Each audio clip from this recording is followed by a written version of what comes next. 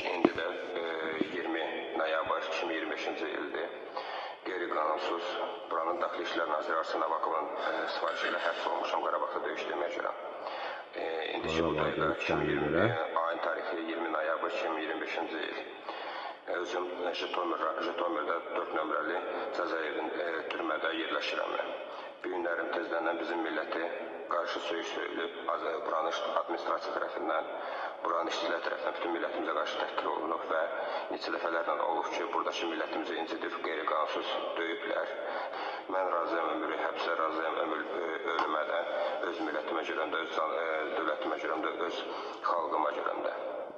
Bütün türmədə Lukyanovkada, Kiyevin sentralı Lukyanovka, Jitomir 4 nömrəli türmədən burada Azərbaycanlıları incidiblər, haqsız yerə döyüblər və haqsız yerə təhqir ediblər bütün milləti. Mən də buna göz yumaraq bunların cavablarını vermişəm. Birdən mənimlə nəsə olsa, məni harasa başqa bir türməyə göndərsələr və yaxud məni podvalda bağlasalar və yaxud mən ölüb eləsəm, hər kəsin xəbəri olsun ki, bu birbaşa Daxili İşlər naziri Arsen Avakov buranın 4 nömrəli türmənin, Jitomir rayonunun 4 nömrəli türmənin türmə rəisi və zamından irəli gəlir.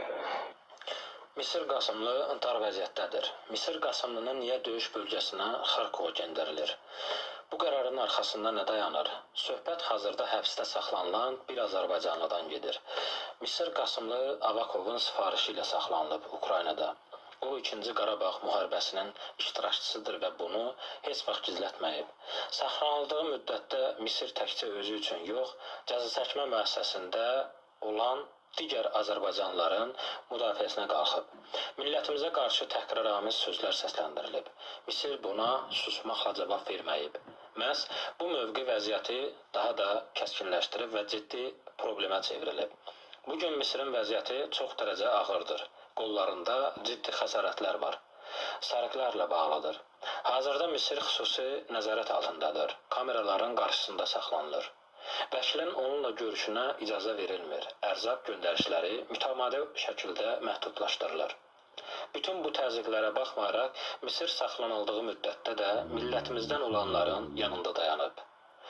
Bugün Misir dar bir vəziyyətdədir və bu mərhələdə ona ən çox lazım olan şey səssizlik yox, açıq dəstəkdir.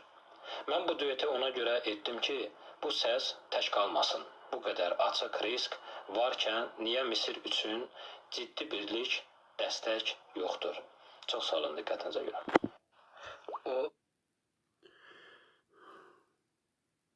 Düz deyir. Misir üçün ayağa qalxmalandı. Misir Qasımlı bizim 2-ci Qarabağ döyüşçümüz olub.